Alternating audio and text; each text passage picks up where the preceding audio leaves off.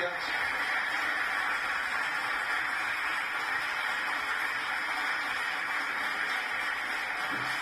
Muchas gracias a todos. Muchas gracias, de verdad.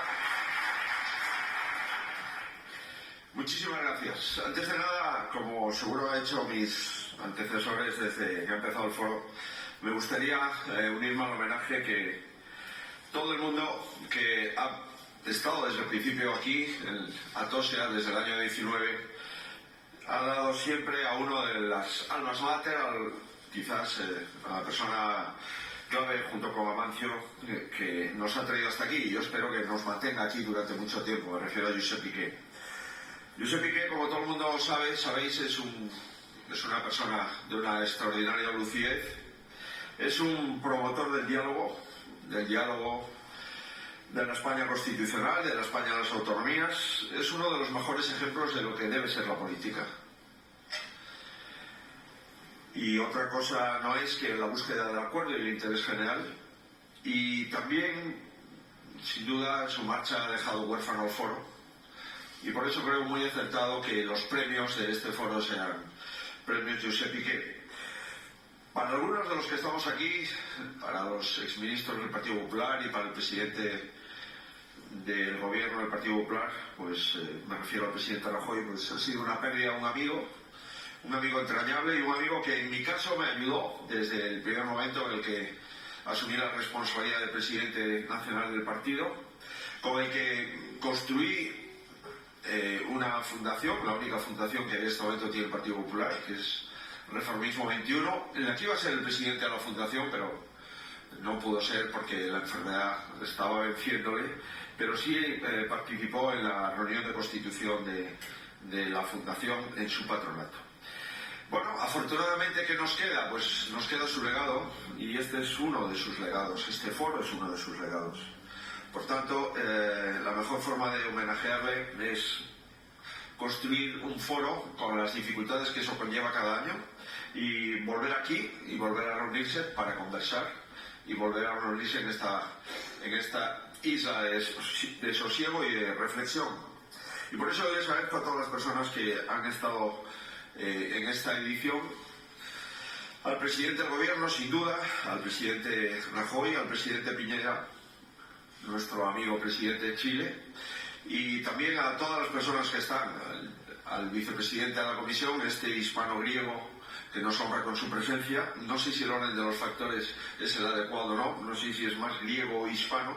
Yo creo que es más hispano que griego, porque teniendo una mujer española, eso cambia toda la concepción de la vida. Y también a los presidentes que se han tenido aquí, al presidente Paje, al presidente Clavijo y al presidente Rueda. También he visto que ha participado economistas de primer nivel, el gobernador del Banco de España, exministras del gobierno. En fin, creo que ha sido un foro de una enorme altura y por lo tanto, como participé desde el primer instante en este foro, me siento muy satisfecho que también haya estado presidido por Su Majestad el Rey en el primer día. Bien, este es el primer acto que tengo después de quedarme a 3 síes de la presidencia del gobierno. No les oculto que me hubiese gustado que este fuese mi primer acto como presidente del gobierno, pero como es natural, estas cosas no dependen de uno solo y en consecuencia lo he intentado y la verdad es que no les oculto que me he divertido y me he quedado muy satisfecho. Primero porque he cumplido mi deber, segundo porque entiendo la política entre una enorme diferencia entre los que ganan y los que pierden las elecciones. Y tercero, además, porque no me quedaba más responsabilidad que cumplir con las directrices y la instrucción del jefe del Estado de presentarme a la investidura como presidente del gobierno. Por tanto, son razones poderosas, objetivas, no subjetivas. Primero, ganar, después someterme a la jefatura del Estado y, en tercer lugar, ejercer esa responsabilidad con la dignidad que conlleva intentar ser presidente del gobierno de tu país y quedarte a 3 síes en la última votación de poder obtener la presidencia. No les oculto que me siento satisfecho de lo que he intentado hacer, de lo que hemos intentado hacer en el grupo mayoritario de la Cámara, Y aquí hemos hablado, hoy he escuchado con mucho interés los conceptos de igualdad. Eso es lo que he defendido en mi investidura, el concepto de igualdad real y efectiva, que es el concepto, uno de ellos básico, de cualquier democracia actual. Me he sentido satisfecho porque he propuesto una nueva etapa de grandes pactos de Estado, y aquí también he escuchado de que hay que pactar, de que hay que acordar. Y esos pactos de Estado los he tomado como referencia en la Constitución, pero sobre todo, incluso en la transición. Porque esa transición conllevó la Constitución y conllevó el Estado autonómico y todo lo que hoy poseemos. Me he sentido satisfecho también porque he intentado superar los bloques y los bloqueos, porque ningún bloque se presentó a las elecciones. Es falso. Que un bloque ganó sobre el otro es absolutamente falso. Quizás Sumar pueda ser un bloque porque lo conforman 15 partidos y ha quedado de cuarta fuerza. Por tanto, los bloques no han ganado. Y también me siento satisfecho porque, bueno, España sabe que tiene un gobierno alternativo, hay una alternativa. Y eso es muy importante, que las alternativas estén consolidadas y que las alternativas siempre son absolutamente imprescindibles para la democracia. Porque la democracia no consiste solo en elegir el gobierno. La democracia consiste sustancialmente en poder cambiar el gobierno, y para eso es necesaria una alternativa. Y por último, les decía que me siento satisfecho de no haber cedido a ningún chantaje. Es evidente que hoy podríamos estar hablando en otra condición, pero aceptar condiciones que estén en el marco del Estado de Derecho, no puede hacerlo ningún candidato a la presidencia del gobierno. Aceptar imposiciones de una pequeña parte sobre el todo conlleva que el presidente del gobierno estará el tiempo que dure su presidencia en libertad condicional, y por tanto no voy a aceptar, y lo dije desde el principio, ningún chantaje y ningún fin. Lo decía uno de los presidentes, ni siquiera la presidencia del gobierno justifica los medios. Y por eso me siento muy orgulloso de no ser presidente por ahora. Es lo que quería trasladarles porque eso es importante. Bien, yo creo sinceramente que el debate de investidura, les decía que ha merecido la pena, al menos para una parte de la población española, ha merecido la pena, y he intentado retratar cuál es la situación del país. Y cuando uno hace una foto de tu país, pues en la foto aparecen los que estamos. Y por tanto es bueno quedar retratado con lo que se dice y con lo que se calla de cuál es la situación de la España del año 23. Y en ese retrato he intentado acreditar que hay otra forma de hacer política. Yo no digo que sea mejor o peor, es la nuestra. Pero sí hay una forma diametralmente distinta de hacer política. Hay una forma de hacer política que apuesta por el diálogo y que olvida el insulto, porque el insulto no es política, es lo contrario. Y hay una forma de hacer política que defiende los principios básicos. Estos principios que no se pueden comprar ni se pueden permutar, que es el principio de la libertad, el principio de la igualdad. Esto no se puede negociar, porque el Estado no se negocia, la nación no se negocia, la Constitución no se negocia. Si alguien quiere, que intente reformarla, pero no se negocia en una investidura. Es una forma de hacer política que respeta las instituciones. Porque si después de activar el 155 de la Constitución y lo que eso conlleva desde el punto de vista judicial, se desactiva ese 155 con efectos retroactivos, automáticamente todas las instituciones que intervinieron en ese 155 quedan deslegitimadas. Incluso hay quien piensa que si desactiva con una amnistía todo lo que se ha hecho, la declaración de independencia mantendría vigor. Por tanto, esa forma de hacer política es la que piensa en el interés general de los ciudadanos. Y eso es una nueva forma de hacer política, otra forma de hacer política, y por todo ello es para mí una satisfacción poder estar aquí, en este foro, al que acudo con la misma sensación y con la misma ilusión que acudí el primer día, cuando empezamos, allá por el año 19, La sensación de hallarme en un oasis de reflexión donde todo el mundo dice lo que considera oportuno, eso en nuestro país últimamente escasea, y además lo dice de una forma sosegada, en un debate tranquilo, sin que haya ningún tipo de desabrupto, ni que haya ningún tipo de descalificación. Por tanto, yo estoy muy agradecido por volver a obtener y tener y sentir esa sensación, y también la ilusión de encontrarme y reencontrarme, algunas personas las he citado, con gente que merece la pena, con gente que ha dedicado su vida al servicio público, al estudio, que ha dedicado su vida a los demás, porque los intereses generales existen, por supuesto que existen, que muchas veces no tienen por qué coincidir con los intereses particulares, pero los intereses de la sociedad, los intereses del colectivo, los intereses de una nación existen. Y en consecuencia alguien tiene que protegerles y alguien tiene que trabajar para ello. Pues bien, y como tengo la sensación y la ilusión de entonces, no les oculto que sí me trae a este foro una gran preocupación que no tenían los foros anteriores y que me gustaría compartir con todos ustedes brevemente. En varias ediciones precedentes de este foro se habló de, y en el foro siempre hay una idea.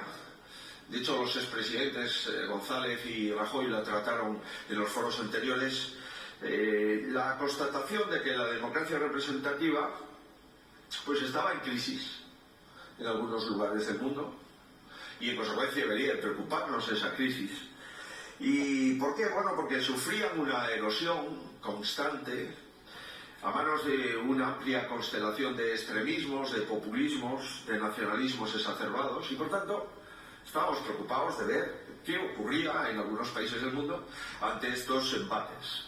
Y compartíamos la certeza de que los viejos enemigos de la libertad estaban retornando con fuerza a la palestra.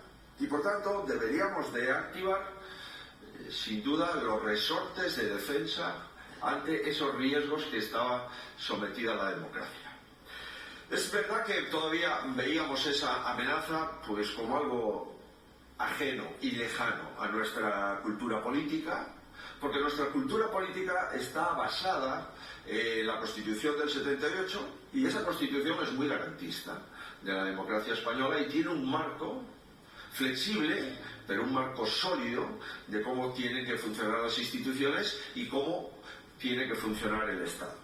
Pues bien, la preocupación que me acompaña se debe a que estos peligros que se identificaban en las ediciones anteriores del foro, estos peligros ya están próximos.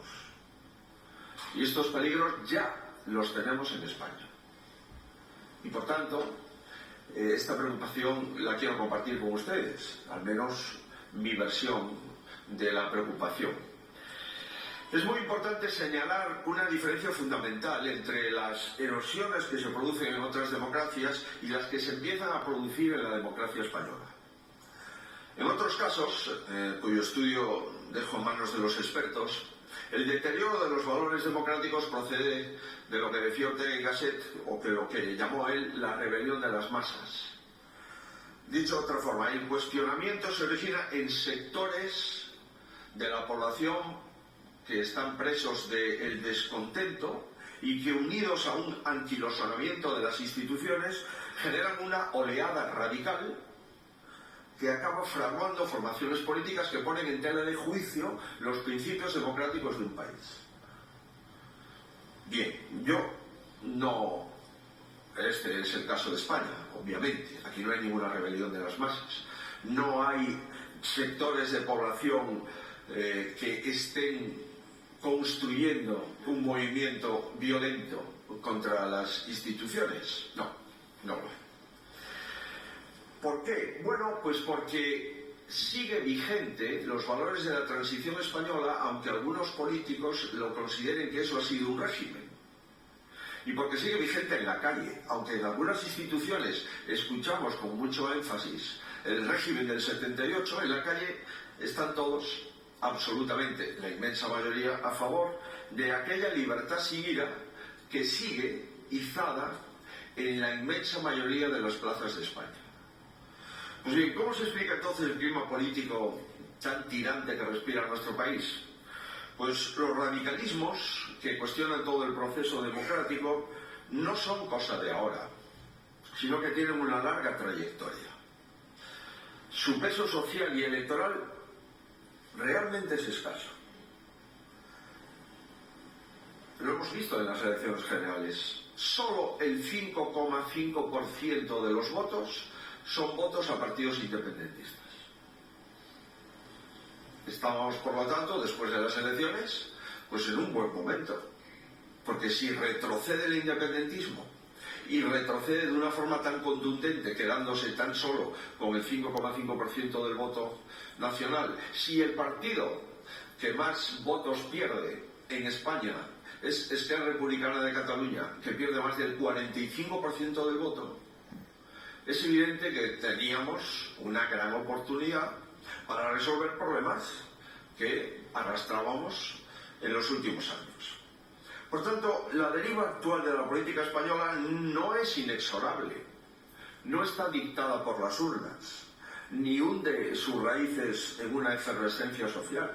No estamos ante la rebelión de las masas a las que se refería Ortega y Gasset. Por tanto, ¿qué es lo que pasa? ¿O qué es lo que pasa en mi opinión? El factor fundamental que altera la estabilidad democrática es el cambio que se produce en la dirección del Partido Socialista. Esto es lo que ha alterado, en mi opinión, la situación política española. No es el independentismo. No podemos echarle la culpa al independentismo de lo que siempre ha defendido. Podemos discrepar, podemos sin ninguna duda argumentar, pero no nos han engañado. No han cambiado sus postulados, no han cambiado sus formas, no han cambiado su actuación. Lo que ha cambiado es la respuesta del Partido Socialista a sus exigencias. Lo que ha cambiado es, sobre todo, un hecho fundamental. Y es que el Partido Socialista ha perdido las elecciones.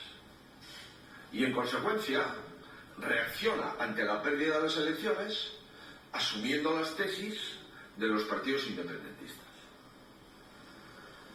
No es, por tanto, convivencia, es conveniencia.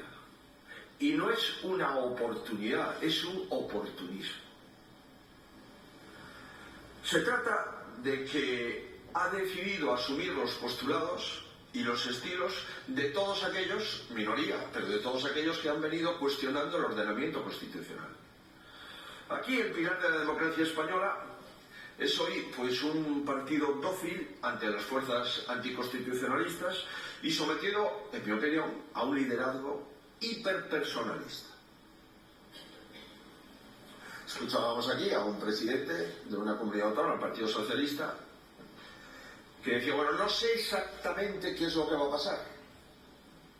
Yo supongo que si yo estoy fabricando una amnistía, supongo que tendré que dar cuentas al comité ejecutivo de mi partido, cuando menos.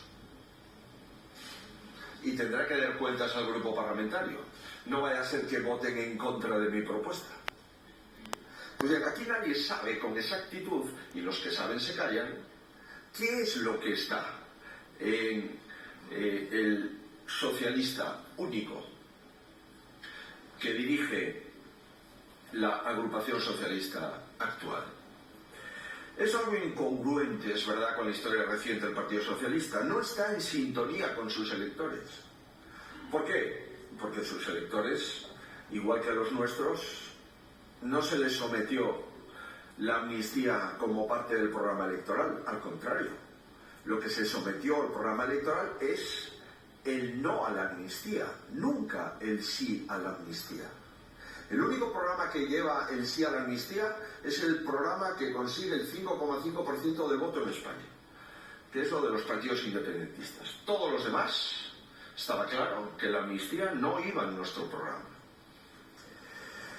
Pues bien, esto último lo saben muy bien quienes han decidido tirar por la borda el legado de hombres de Estado como Felipe González, Alfonso Guerra, por no insistir en más para no perjudicarles, porque a estos dos no se atreverán a echarlos.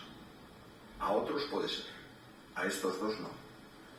Por tanto, lo saben ¿por qué? Porque les han hurtado a sus votantes decisiones tan graves como la concesión de una amnistía o una autodeterminación. Aunque en mi opinión, la autodeterminación es un cebo para no hablar de la amnistía. Lo que aquí está encima de la mesa no es el referéndum de independencia. Lo que está encima de la mesa es la amnistía. Y el referéndum es el cebo para concluir que hemos conseguido decir no al referéndum de independencia y hemos dicho sí a algo más sensato, que es la amnistía. El independentismo no tiene prisa, porque si consigue todo lo que pide, se acabaría el objeto social. Y en consecuencia, primero es la amnistía y después vendrá, lógicamente, la consecuencia de la misma.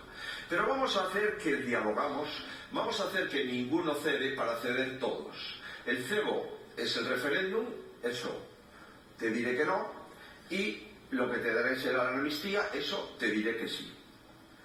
Pues bien, yo lo digo porque estamos viviendo en España en un carnaval terminológico impropio de una nación tan antigua como la nuestra. Es verdad que nuestro castellano es tan rico que tiene diccionarios y diccionarios de sinónimos, pero estos no son sinónimos, estos son contrarios y se dan como sinónimos. Fíjense, la claudicación ahora se llama concordia. A los pactos se les llama coincidir en las votaciones. A perder se le llama ganar. Al nacionalismo se le llama progresismo. A la defensa de la Constitución se le llama reaccionario. Al Estado autonómico es una antigualla, porque ahora es el Estado plurinacional. A la memoria democrática consiste en olvidar lo que interesa y recordar lo que conviene. A la impunidad, desjudicialización. Y a los terroristas son hombres de paz. Mientras que a presidentes democráticos que sufrieron atentados terroristas se les llama golpistas.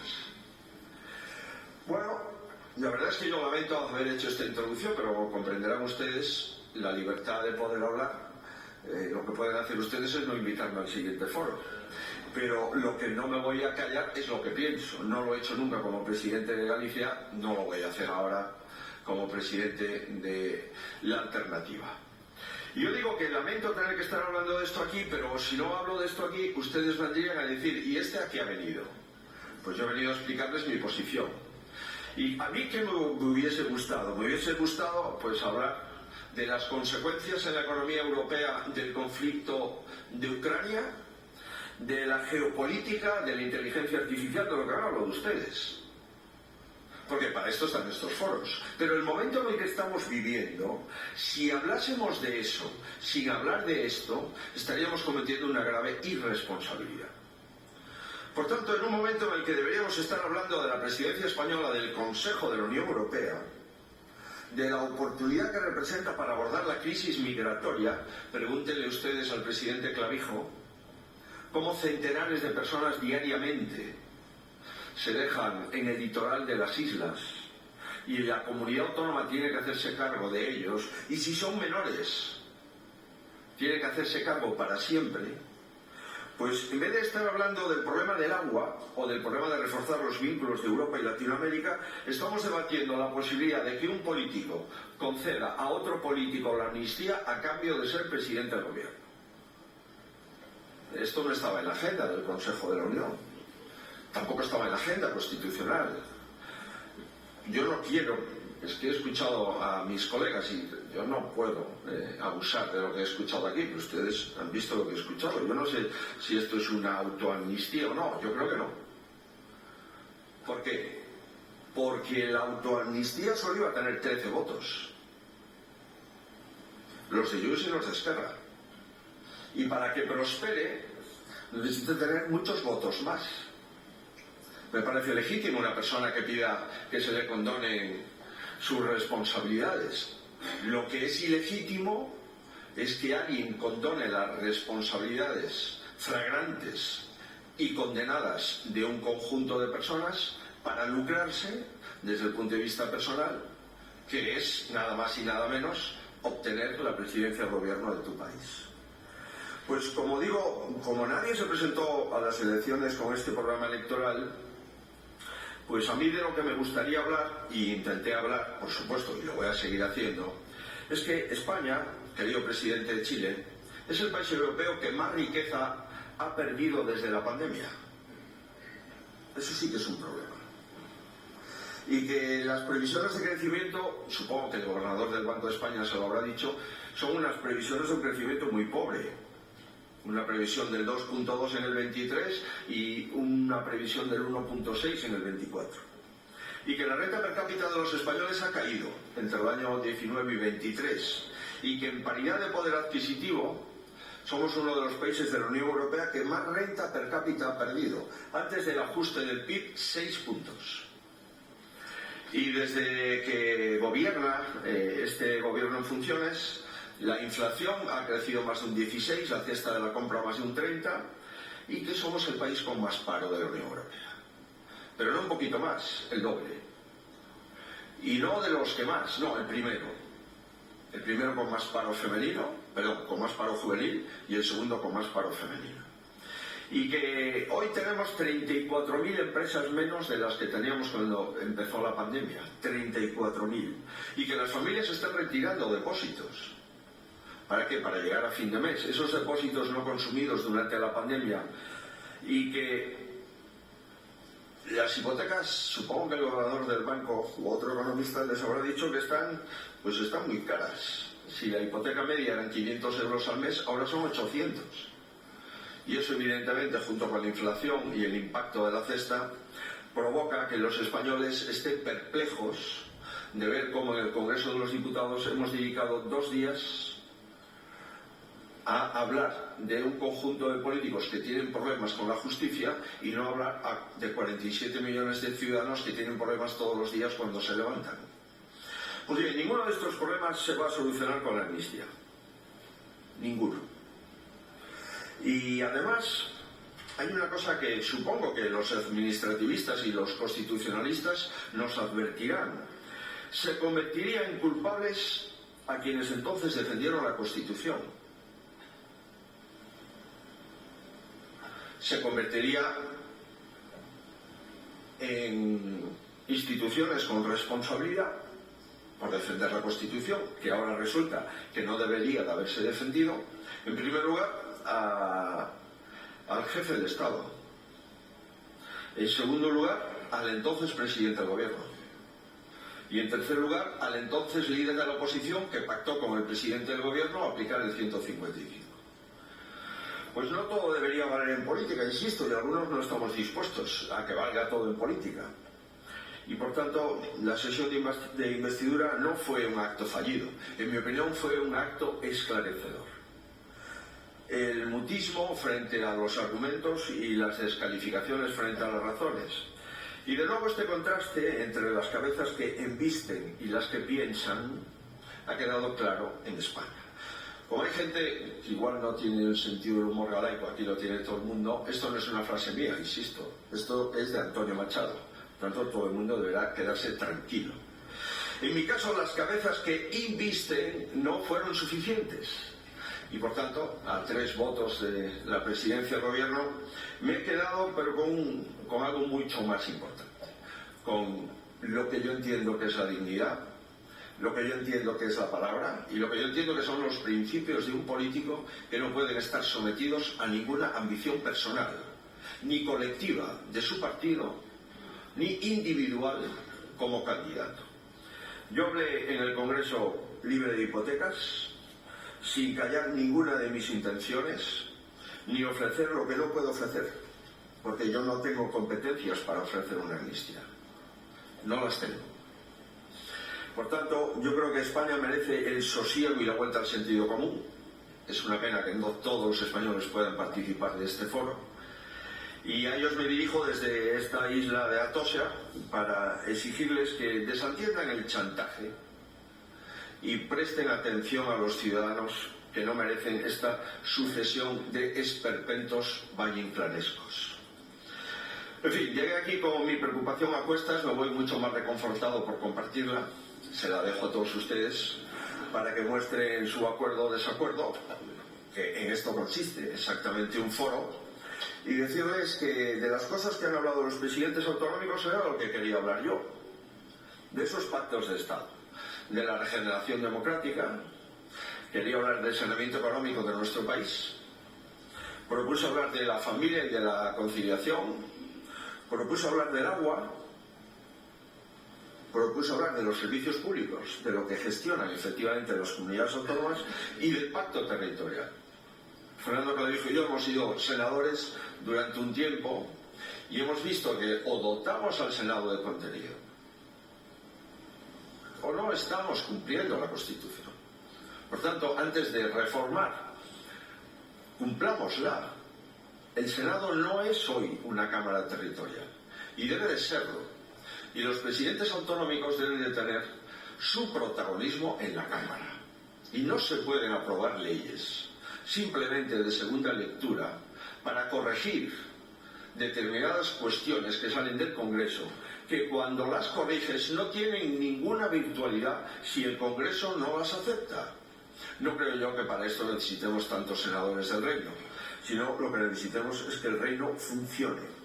No desde la plurinacionalidad, sino, recogiendo un término nuevo acuñado por un socialista cabal, desde la pluriemocionalidad. Muchísimas gracias.